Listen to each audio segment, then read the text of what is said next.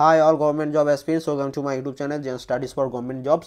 আজ আমাদের হচ্ছে জিকে সেট 3। আজকে কোশ্চেনগুলো একটু স্ট্যান্ডার্ড রেখেছি, বেশিরভাগ হিস্ট্রি কোশ্চেন আছে, তার সাথে দু একটা জেনারেল সায়েন্স এবং তার সাথে দু একটা কারেন্ট অ্যাফেয়ার্স অ্যাড করেছি।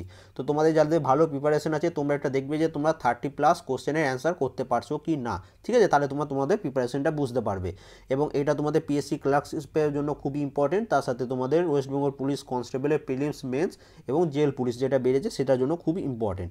তো ফার্স্ট প্রশ্ন দেখো, রংপুর বিদ্রোহ কত খ্রিস্টাব্দে সংঘটিত হয়েছিল? তো রংপুর বিদ্রোহ সংঘটিত হয়েছিল 1783 সালে।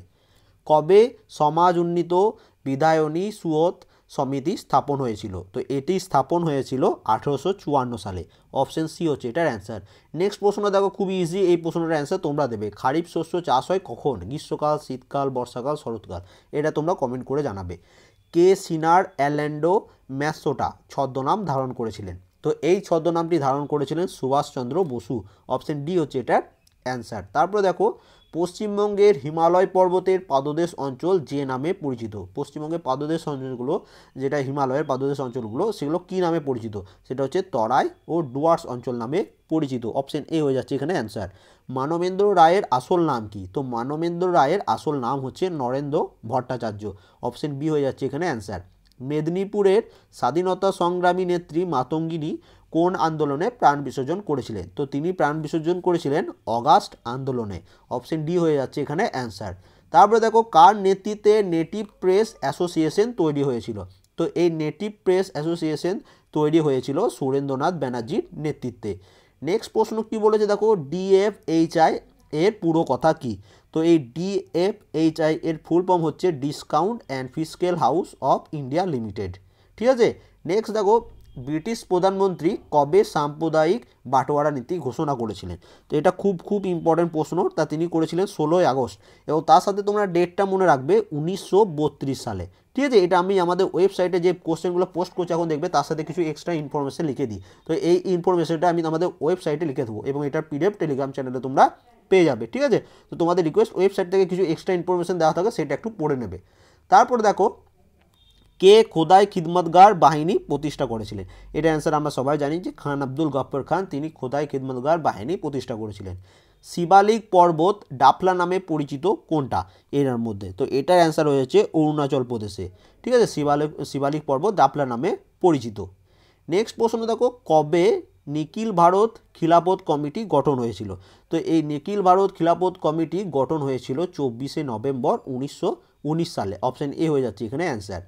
কবে দেশ জুড়ে জাতীয় দুগ্ধ দিবস, ঠিক আছে, পালিত হয়? তো জাতীয় দুগ্ধ দিবস মানে হচ্ছে world milk day, national milk day কবে পালন করা হয়? এটি পালন করা হয় প্রত্যেক বছর 26শে নভেম্বর।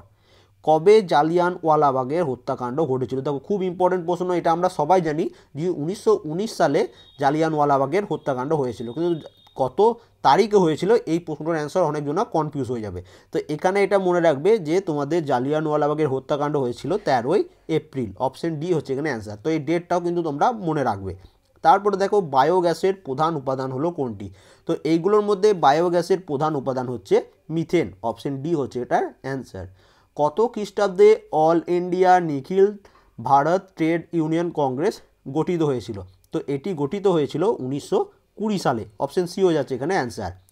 কে ওরিয়েন্টাল সেমিনারি নামে একটি বিদ্যালয় স্থাপন করেছিলেন? তো এই ওরিয়েন্টাল সেমিনারি নামে একটি বিদ্যালয় স্থাপন করেছিলেন গৌরমোহন আড্ডো। অপশন এ হয়ে যাচ্ছে এখানে অ্যান্সার।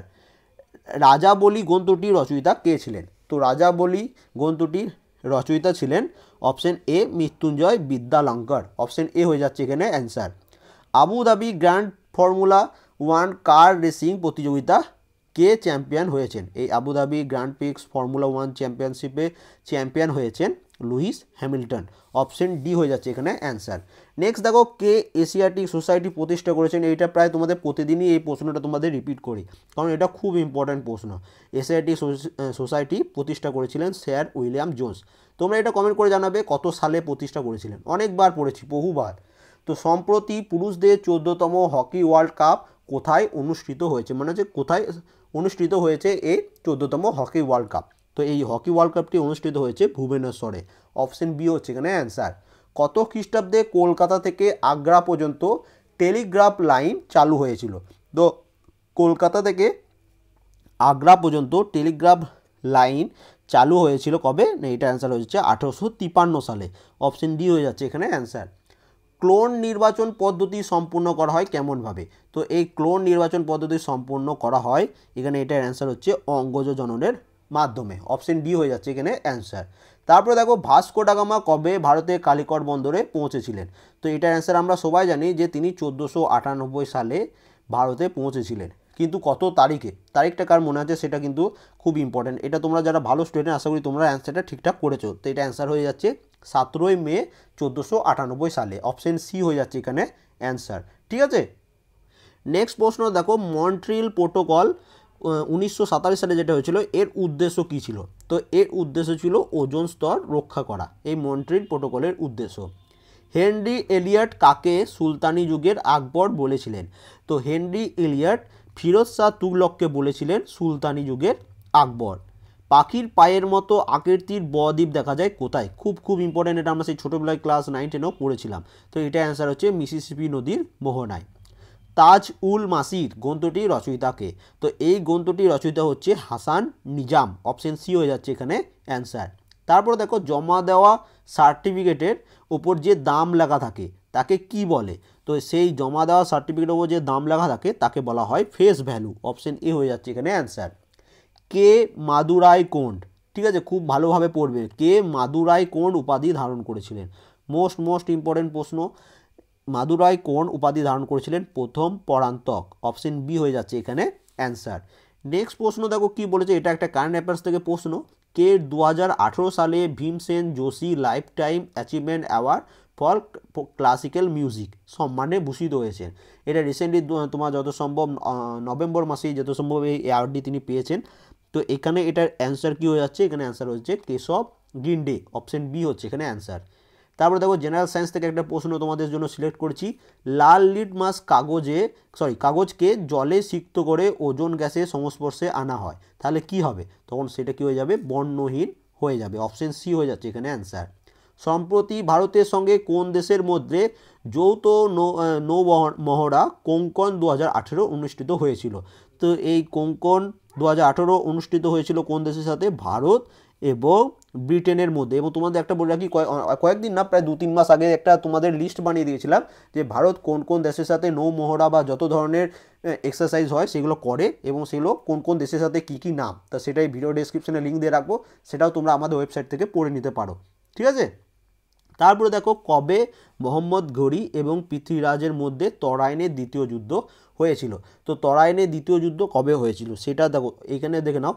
1291 আছে এবং 1192। তো 1100 না 1200 এইটার মধ্যে কিন্তু তোমরা কনফিউজ হয়ে যাবে না। এটার অ্যান্সার হচ্ছে 1192 সালে হয়েছিল তরাইনের দ্বিতীয় যুদ্ধ।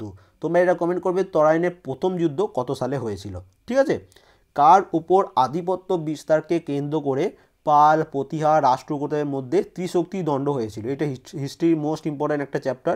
তো এটা অ্যান্সার হচ্ছে কনৌজের ওপর আধিপত্য বিস্তারে কেন্দ্র করে পাল প্রতিহার রাষ্ট্রকূটের মধ্যে ত্রিশক্তি দ্বন্দ্ব বেঁধেছিল। নেক্সট প্রশ্ন দেখো, কে সাতবন বংশের প্রতিষ্ঠাতা? সাতবন বংশের প্রতিষ্ঠাতা হচ্ছেন সিমুক।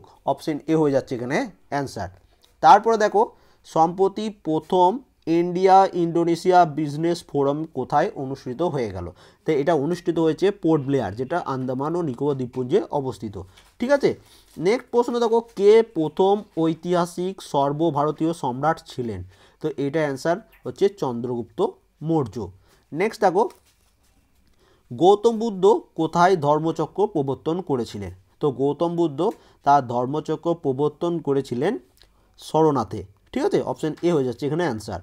তাম্রলিপ্ত বন্দরের কথা প্রাচীন কোন সাহিত্যে পাওয়া যায়? তো তাম্রলিপ্ত বন্দরের কথা যে সাহিত্যে পাওয়া যায় সেটা হচ্ছে বৌদ্ধ সাহিত্যগুলোতে তাম্রলিপ্ত বন্দরের কথা জানা যায়। প্রাচীন যুগে সরস্বতী নদী থেকে বারাণসী পর্যন্ত বিস্তৃত ভূভাগকে কি বলা হয়? তো এই ভূভাগটিকে বলা হয় মধ্য দেশ। অপশন বি হয়ে যাচ্ছে এখানে অ্যান্সার। তারপরে দেখো, নিম্নে কোনটির গলনাঙ্ক বেশি? তো এই অপশনগুলোর মধ্যে সবথেকে গলনাঙ্ক বেশি হচ্ছে B4C। অপশন ডি হয়ে যাচ্ছে এখানে অ্যান্সার। প্রোটনের ক্ষেত্রে কোনটি সবচেয়ে বেশি? তো প্রোটনের ক্ষেত্রে সবচেয়ে বেশি যেটা হচ্ছে সেটা হচ্ছে হাইড্রেশন শক্তি। নেক্সট দেখো, কি বলেছে, নিচের কোন এককটি সবচাইতে বেশি শক্তি নির্দেশ করে?